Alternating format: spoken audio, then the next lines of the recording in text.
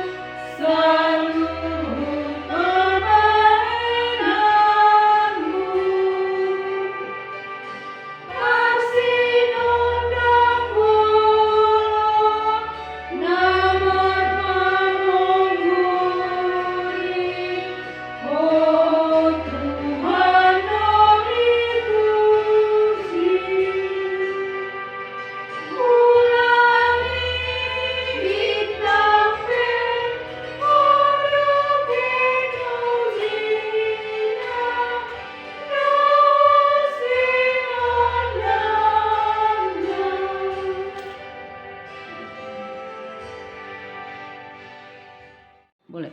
Ya, pembacaan firman Tuhan pada hari ini diambil dari Mazmur 80 ayat 1 sampai dengan 10.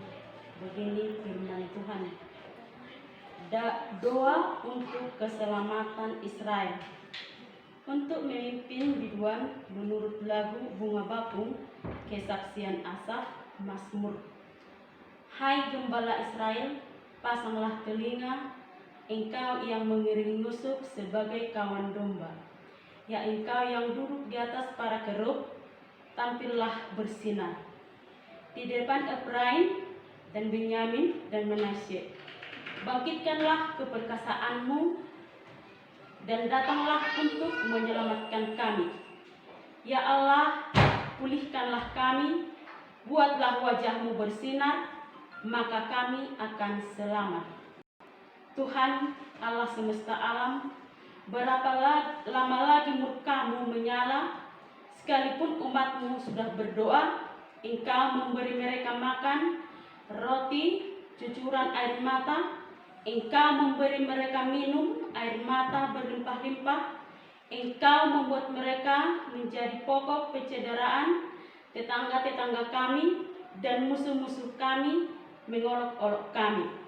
Ya Allah, alam semesta, pulihkanlah kami, buatlah wajahmu bersinar, maka kami akan selamat. Telah kuambil pohon anggur dari Mesir, telah kau halau bangsa-bangsa, lalu kau tanam pohon itu. Engkau telah menyediakan tempat bagi dia, maka berakarlah dia dalam dan memenuhi negeri. Berbahagialah orang yang mendengar dan melaksanakan firman Tuhan. Amin.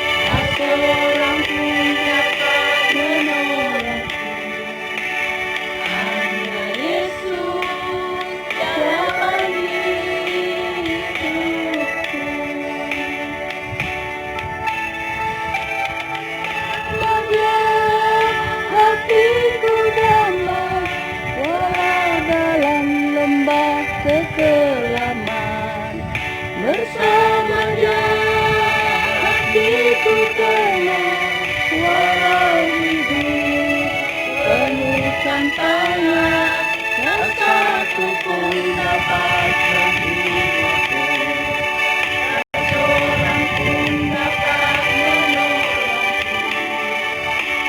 Hanya Yesus jawab hidupku. Yesus jawab hidupku.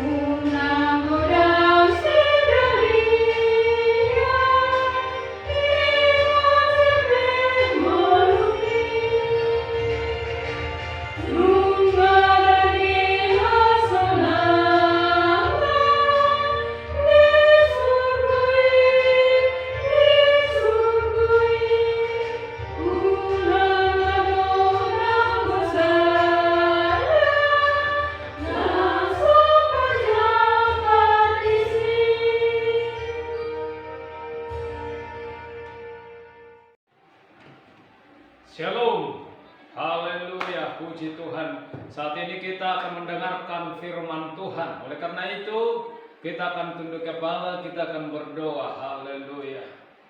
Terpujilah bagi Tuhan kami Yesus Kristus. Jikalau saat ini Tuhan kami rindu bahwa firman Tuhan menjadi kekuatan di dalam kehidupan kami. Saat ini Tuhan kami akan mendengarkan firman Tuhan, Engkau mengurapi hamba-Mu, Engkau mengurapi kami semuanya para pendengar lewat online saat ini Tuhan. Siapapun yang mendengarkan kebenaran firman Tuhan, biarlah firman-Mu menjadi kebahagiaan dalam hidupnya. Firman-Mu menyelamatkan hidupnya. Firman-Mu membawa sukacita besar bagi keluarga, bahkan pribadi lepas pribadi.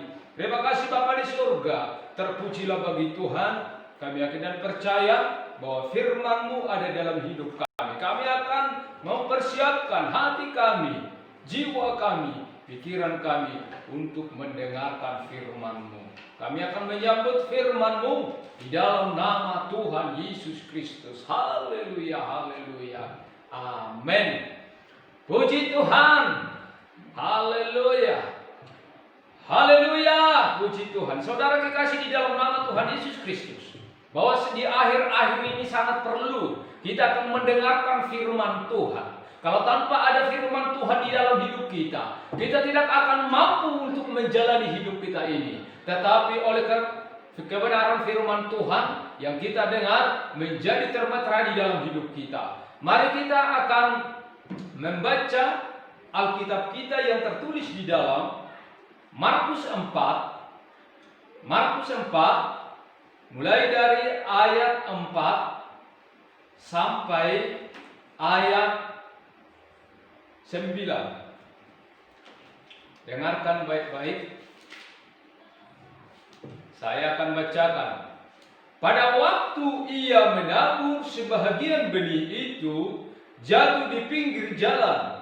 Lalu datanglah burung dan memakannya sampai habis. Sebagian jatuh di tanah yang berbatu-batu, yang tidak banyak tanahnya.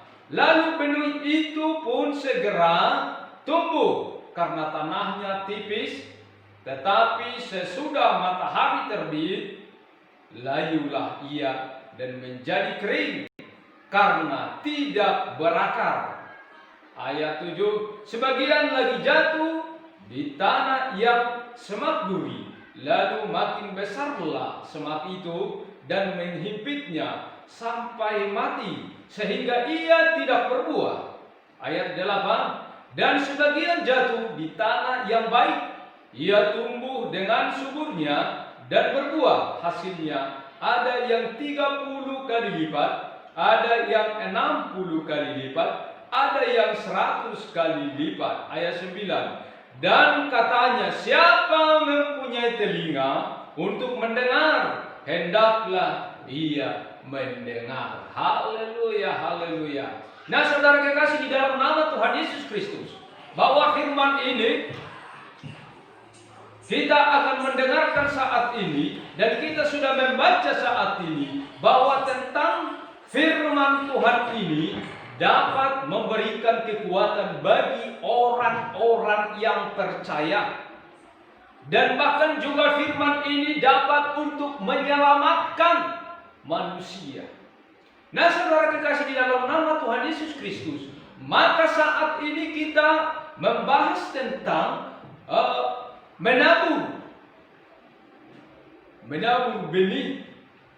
Nah, saudaraku, saya akan mempelajari tentang firman ini, bahwa di sini ada yang menabur dan ada juga yang akan ditaburkan di tempat atau ladang. Nah, kita akan melihat apa yang dimaksud dengan menabur. Karena menabur ini apa sih yang akan ditabur? Saya akan melihat dulu yang tertulis di dalam Lukas 8 ayat 11. Inilah arti perumpamaan itu. Benih itu ialah firman Tuhan. Nah, saudaraku yang dikasihi oleh Tuhan, bahwa penabur yang akan ditaburkannya itu adalah benih. Benih itu adalah firman Tuhan. Dan firman ini akan ditaburkan ke seluruh dunia. Inilah benih yang dimaksud tentang, yaitu benih. Nah, saudaraku yang dikasihi oleh Tuhan Yesus Kristus, maka dikatakan di sini ada penabur. Penabur ini siapa? Penabur ini adalah hamba-hamba Tuhan, penginjil. Lewat juga di akhir-akhir ini, ada banyak hamba-hamba Tuhan menyampaikan firman Tuhan. Ada banyak juga pemberita Injil menyampaikan benih ini ke seluruh dunia, bahkan ke kota-kota, bahkan ke desa-desa, sekalipun ke pelosok. Bahwa ada hamba-hamba Tuhan yang menaburkan, yang menyampaikan lewat juga online, dan bahkan juga lewat di televisi, bahkan juga dari radio, bahkan majalah. Saat ini kita akan menaburkan juga benih lewat online. Nah, saudaraku yang dikasihi oleh Tuhan, yang menaburkan adalah hamba-hamba Tuhan yang tahu firman. Disampaikan supaya apa? Supaya ada keselamatan, supaya ada pertolongan Tuhan, supaya ada damai sejahtera di dalam manusia ini. Nah, oleh karena itu, saudara kekasih, sangat perlu firman ini, benih ini akan ditaburkan bagi kita. Kenapa? Kalau tidak ada benih ini ada di dalam hidup kita, firman Tuhan ini ada dalam hidup kita, maka sia-sialah di dalam kehidupan kita. Jadi benih ini adalah firman Tuhan sesuai yang disampaikan dalam Lukas 8 ayat 11. Inilah benih itu, saudara kekasih, di dalam nama Yesus Kristus. Dikatakannya bahwa pada waktu itu menabur, sebagian benih itu jatuh di pinggir jalan, lalu datanglah burung dan memakan sampai habis. Nah, yang pertama kita akan melihat benih selama ini yang ditaburkan oleh hamba-hamba Tuhan, para penginjil, bahwa benih itu ditaburkan yang ada setiap manusia. Karena saya katakan manusia adalah ladang itu. Ditaburkannya benih itu. Dan lalu saudara kekasih, ada yang menaburkan, yaitu benih di pinggir jalan. Di pinggir jalan, ketika sudah ditaburkan, datanglah si iblis dan mengambil firman itu atau benih itu, lalu ditaburkannya di pinggir jalan. Namanya di pinggir jalan. Ya jelas, si iblis juga dapat untuk mengambilnya. Supaya apa? Supaya benih itu tidak akan hidup dengan baik. Dia berusaha akan merampas benih itu. Ada banyak saudaraku yang dikasihi oleh Tuhan di akhir-akhir ini, ketika banyak hamba-hamba Tuhan menyampaikan firman Tuhan, menyampaikan keselamatan, dia sudah mendengar, dia sudah melihat bahwa firman Tuhan itu benar. Ada banyak juga orang-orang tidak percaya kepada firman itu. Enak sebenarnya didengar, tetapi datang si iblis dirampasnya. Artinya dirampasnya ketika sudah disampaikan kebenaran firman Tuhan itu. Dia tidak percaya bahwa benih itu adalah firman Tuhan.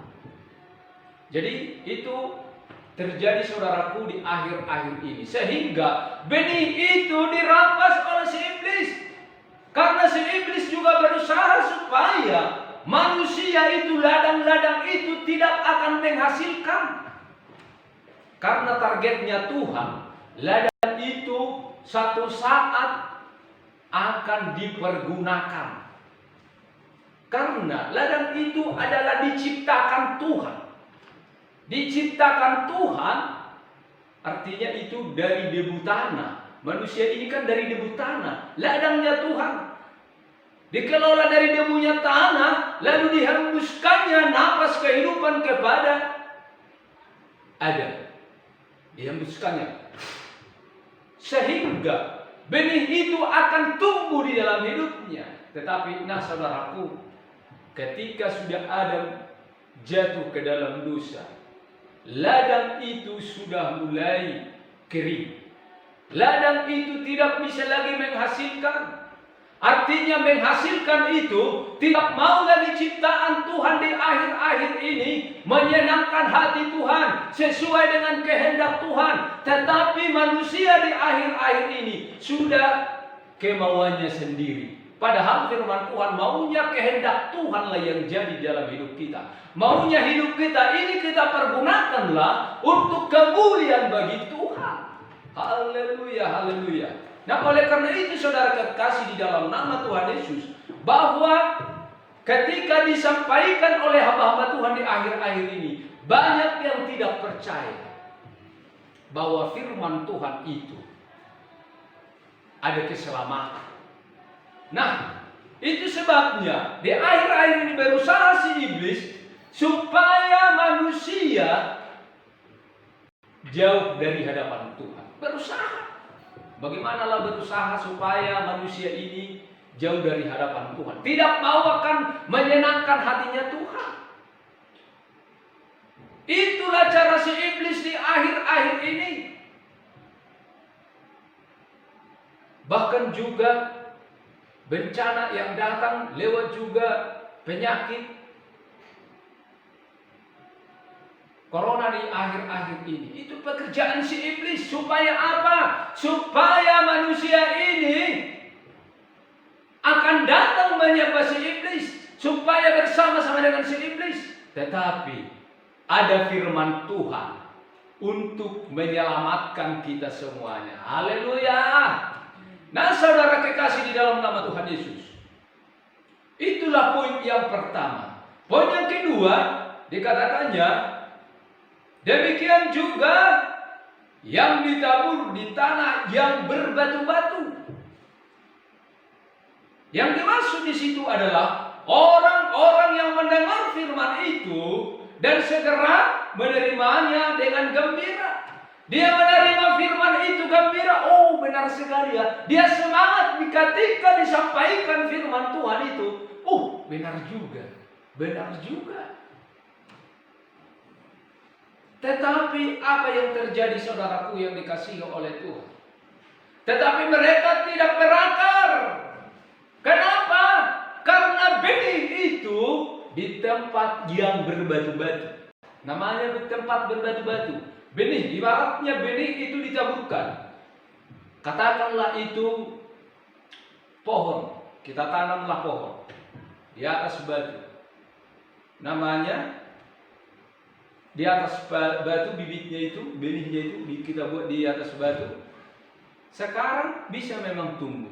Tetapi ketika matahari datang, lalu akarnya itu tidak bisa menembus makanannya, akhirnya matilah tanaman-tanaman itu. Jadi ada di akhir-akhir ini saudara kekasih, ketika dia mendengarkan firman Tuhan, benar juga, tetapi tidak berakar di dalam hidupnya. Tidak berakar, kenapa? Karena hatinya seperti batu, tidak berakar. Nah, padahal dikatakan oleh firman Tuhan saat ini, orang yang menabur di atas batu, benihnya itu di atas batu, siang hari dia pasti akan layu. Pasti akan layu. Kenapa? Tidak ada air lagi. Makanannya juga tidak bisa menembus ke bawah. Demikianlah hati manusia di akhir-akhir ini. Seringkali membuatnya tidak bertahan firman itu di dalam hidupnya. Hanya di logika saja. Hanya di pikirannya saja. Tidak masuk di dalam hatinya. Tidak mempunyai iman. Karena firman ini adalah berkuasa di dalam hidup kita. Harus kita buat berkuasa. Kalau kita tidak membuat di dalam hidup kita berkuasa firman Tuhan ini, kalau kita tidak mengimani firman Tuhan ini bahwa dia adalah Yesus sendiri, pasti dia akan bimbang. Setelah contohnya itu, setelah waktu kita mendengar saat ini, oh iya benar ya. Setelah pulang dari gereja, setelah kita sudah lewat dari mendengar di acara itu, akhirnya tidak ada lagi beriman. Nah, diajak saat ini ada banyak di akhir-akhir ini seperti beriman seperti batu. Hatinya keras. Tidak berakar firman Tuhan itu. Itulah hal yang kedua. Ketika ada tantangan matahari, dia menjadi layu. Tidak bisa hidup sempurna, tidak bisa akan berbuah. Kenapa? Karena ketika ada tantangan matahari yang tadi, lalu layu, lalu mati. Demikianlah di akhir-akhir ini saudaraku, terjadi iman Kristen. Apalagi nantinya kedatangan mau akan menyambut yaitu antikris. Di sana itu orang-orang yang tertinggal nantinya, dia harus percaya kamu kepada Yesus. Ketika dia mau mengikuti Yesus, bisa juga dipotong kupingnya. Dan dikatakan lagi ketika sudah dipotong kupingnya, masih percaya kamu kepada Tuhan Yesus, bisa juga dipotong juga tangannya. Ada banyaklah di situ nantinya menjadi tidak setia kepada Tuhan. Dia akan meninggalkan Tuhannya. Nah, di akhir-akhir ini pun saudaraku, ketika ada tantangan di dalam hidupnya, udahlah, tidak usah lagi ke gereja, tidak usah lagi berdoa.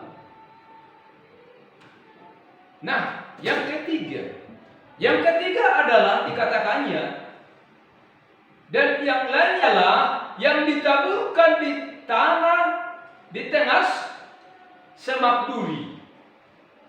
Itulah yang mendengar firman itu, lalu kekhawatiran dunia ini dan tidak punya daya, kekayaan dan keinginan-keinginan akan hal yang lain masuklah menghimpit firman itu sehingga tidak berbuah benih yang tadi. Yang ketiga ini adalah benih ini ditaburkan di tengah semak-semak duri. Kita bayangkanlah, ada benih, kita taburkan benih ini di semak duri. Dia tumbuh.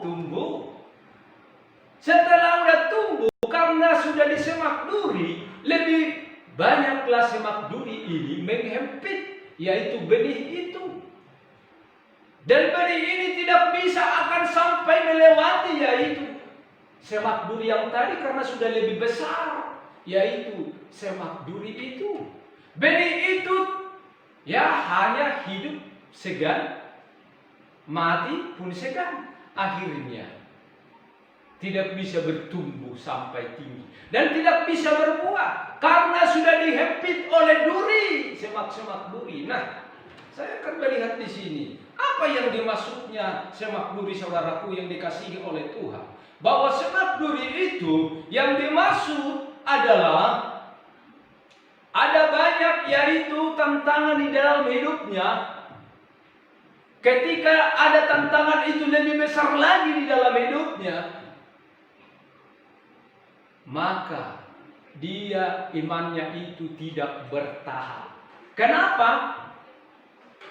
Karena sudah dihempit oleh semak-semak duri, saudaraku. Ada banyak seperti itu iman-iman Kristen di akhir-akhir ini. Karena saya katakan tadi bahwa kita atau hati kita seperti yaitu ladangnya Tuhan. Namanya sudah ladangnya Tuhan. Kalau dihempit oleh semak duri, lebih tinggi semak duri, ya jelasnya benih itu tidak akan bertumbuh. Kalau kita sering mengikuti Tuhan ini hanya memakai logika kita saja untuk mengikuti Tuhan, benih itu pun tidak akan berkuasa di dalam hidup kita.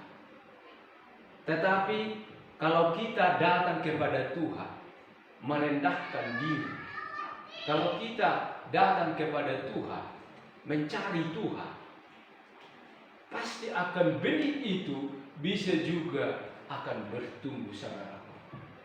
Tetapi kita akan melihat firman Tuhan yang disampaikan di selama ini sering dihempit oleh situasi, kondisi, hanya diejek oleh orang untuk beribadah kepada Tuhan. Dikatakannya, sosokannya kau itu, kau terus-terus berhari Minggu, kau terus-terus berdoa. Ada ejekan-ejekan orang, dia langsung berhenti. Itu semak-semak duri.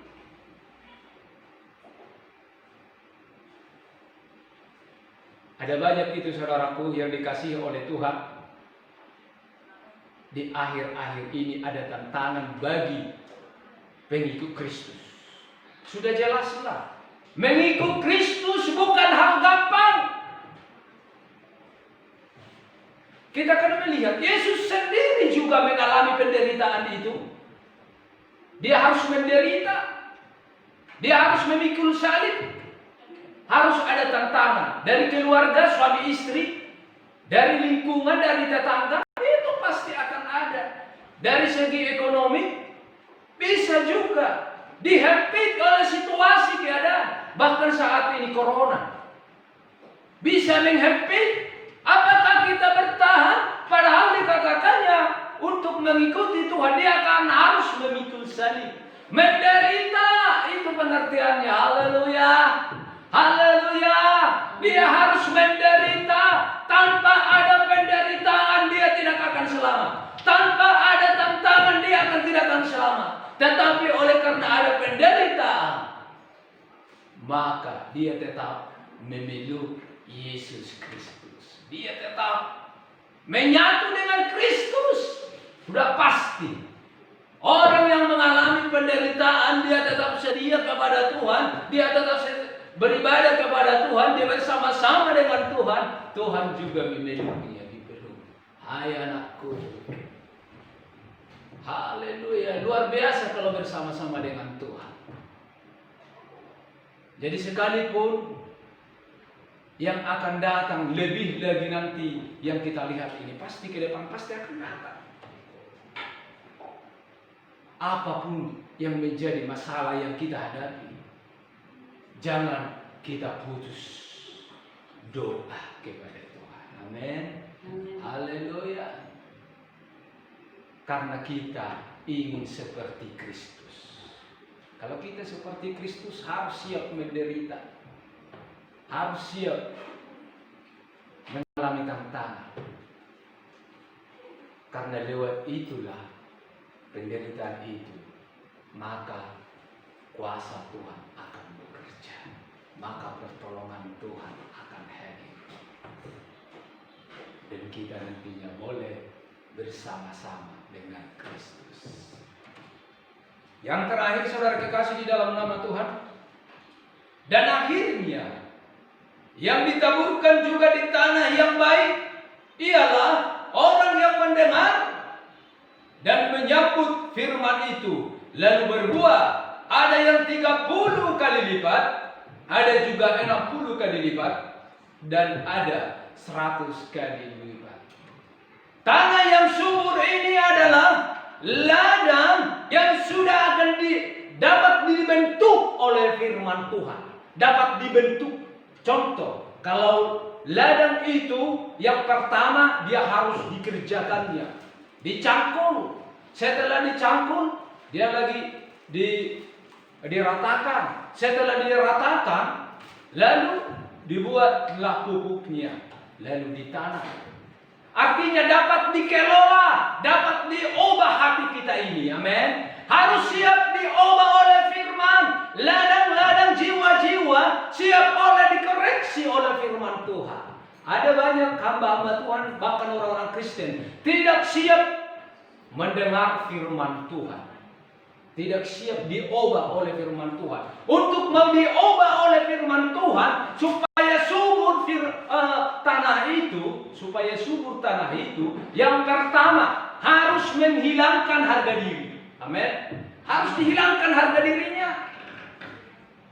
Namanya menghilangkan harga diri. Paulus juga katakan, hidupku ini bukan hidupku lagi yang hidup, melainkan Kristus yang hidup di dalam hidupku. Diubah. Padahal si Paulus itu orang yang hebat, orang yang pintar, tetapi dia harus menghilangkan harga dirinya, merendahkan diri, bahwa firman itulah, Yesuslah yang akan hidup di dalam hidup saya. Itu yang pertama adalah merendahkan diri. Kalau tidak ada merendahkan diri, menghilangkan hal egois, kesombongan, karena dia kaya, dihilangkan itu harga sebagai kekayaannya, dia datang kepada Tuhan. Salah satu contoh, Zakheus boleh berjumpa dengan Tuhan karena dia menghilangkan sebagai jabatannya. Oh, dia karena saya sudah pemungut cukai. Tidak ada rasa kesombongan bagi Zakheus. Zakheus itu adalah pemungut cukai, seorang yang kaya, seorang yang hebat, yang pantas disegani. Tetapi dia akan melepaskan sebagai kekayaannya, sebagai jabatannya. Dia harus melepaskan itu. Dia harus mau mencari Tuhan, yaitu dia harus memanjat ke pohon. Bayangkan, orang pejabat dilepaskan sebagai jabatannya itu, dia harus memanjat. Siapa yang berani memanjat pejabat? Tidak ada, bukan? Demi mencari Tuhan, demi mencari Yesus. Nah, saudaraku yang dikasihi oleh Tuhan, luar biasa. Ketika hatinya Zakheus untuk rindu berjumpa dengan Tuhan, dia harus menghilangkan itu. Maukah kita menghilangkan sebagai hak kita? Mungkin ada saudara yang mengalami saat ini sebagai orang kaya, sebagai pejabat, tetapi dia harus dapat menghilangkan. Supaya apa? Supaya bisa masuk roh Tuhan, supaya Yesus masuk. Tetapi kalau masih ada kesombongan, kalau masih ada ego, itu tidak akan bisa, itu benih itu akan tumbuh. Ladang tadi dia harus diproses sampai dia datar, bisa ditanam. Itulah lahan, yaitu menjadi subur. Kesitulah disampaikan, yaitu benih tadi, ditaburkanlah benih itu supaya subur. Nah, saudaraku, Zakheus itu ketika dia menghilangkan sebagai jabatannya. Karena dia juga kaya, dia menghilangkan itu, dia harus memanjat pohon. Tuhan tahu hatinya Zakheus itu, bahwa dia seorang yang ingin mencari Tuhan supaya berjumpa dengan Tuhan. Akhirnya saudaraku yang dikasihi oleh Tuhan, dia harus berjumpa.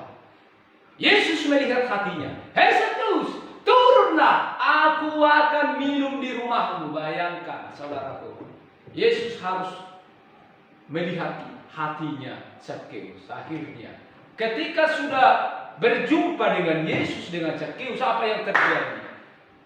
Gerakan Allah akan terjadi bagi keluarganya ketika Yesus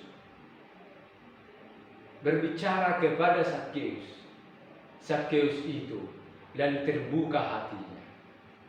Ketika itu diajaknya lah ke rumahnya. Lalu apa yang terjadi saudaraku? Zakheus ini adalah seorang yang kaya. Udah kita tahu bahwa pemungut cukai, kalau sekarang ini pemungut cukai itu sebagai apa ya? Apa namanya? Penagih pajak. Itu kan penagih pajak.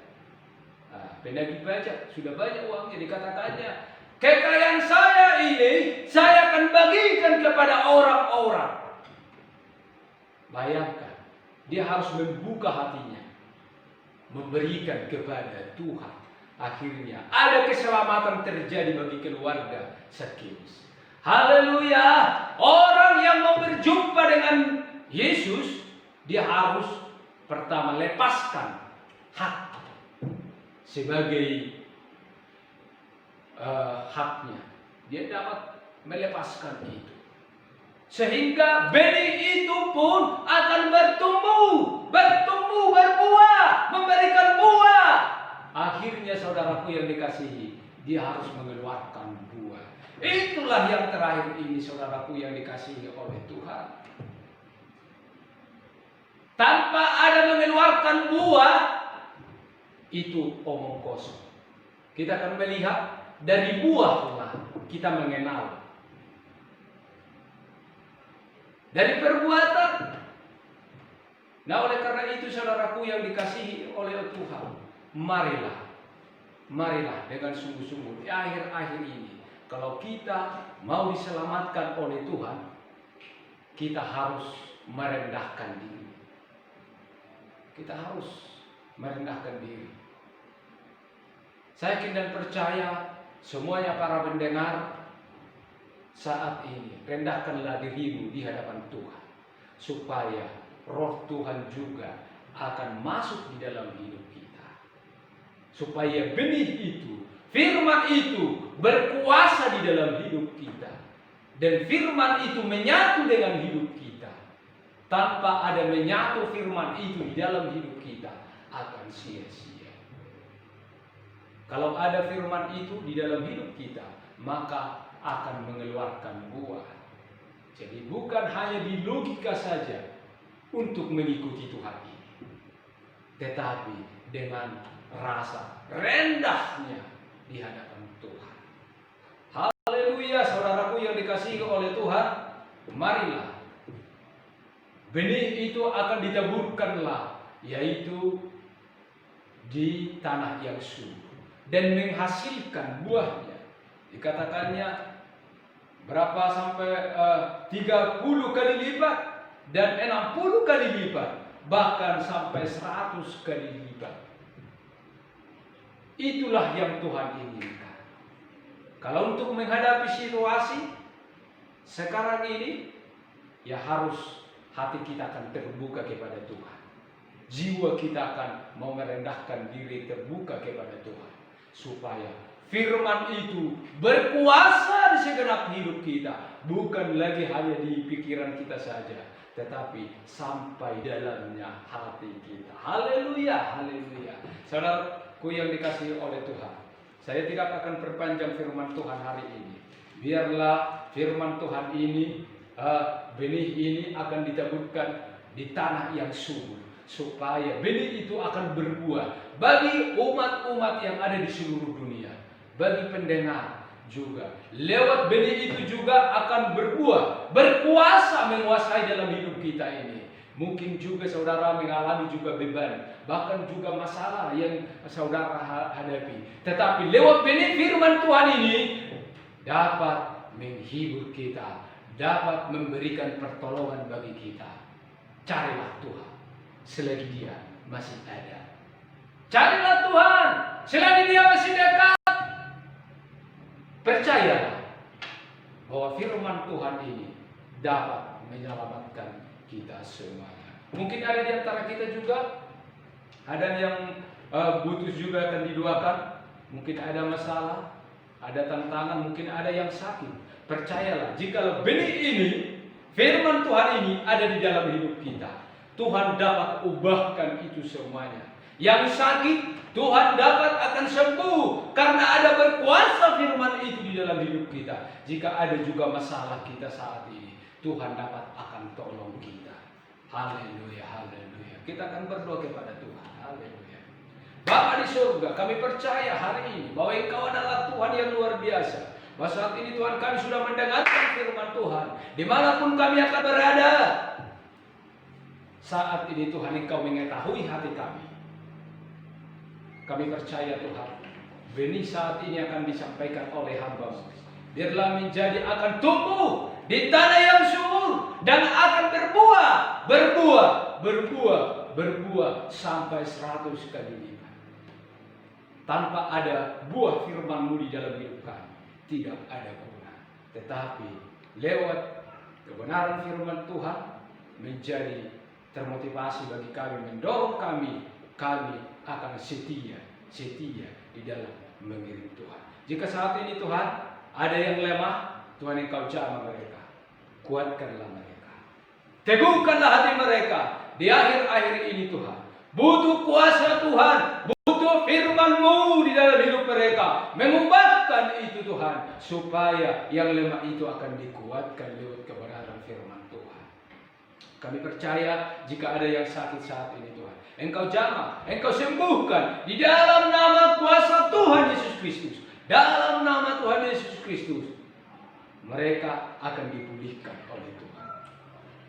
Yang sakit akan disembuhkan, yang susah sudah dihiburkan oleh Tuhan, oleh kuasa firman Tuhan di dalam nama Tuhan Yesus Kristus. Semuanya juga Tuhan, kami juga sebagai penyuluh Tuhan, kami serahkanlah ke dalam tangan Tuhan.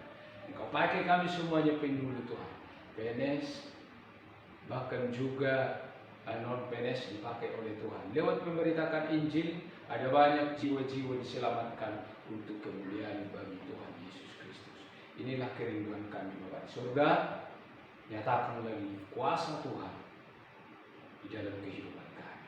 Terima kasih Tuhan, di dalam nama Tuhan Yesus Kristus kami sudah berdoa dan mengucap syukur. Haleluya, haleluya, haleluya.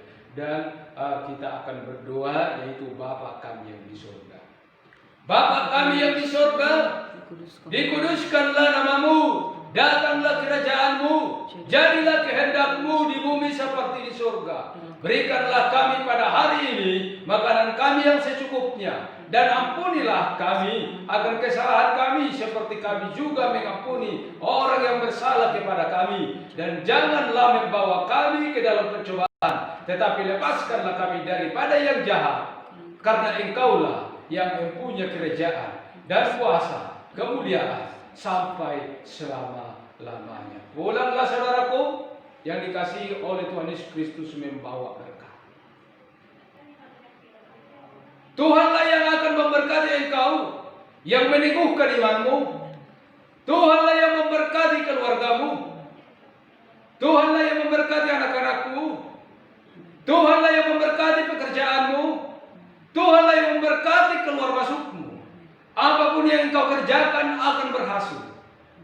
Kasih dari Allah Bapa, kasih sayang dari Tuhan Yesus Kristus, persekutuan Allah Roh Kudus yang menyertai mulai hari ini, besok, lusa, dan sampai kedatangan Tuhan Yesus Kristus menjemput orang-orang percaya.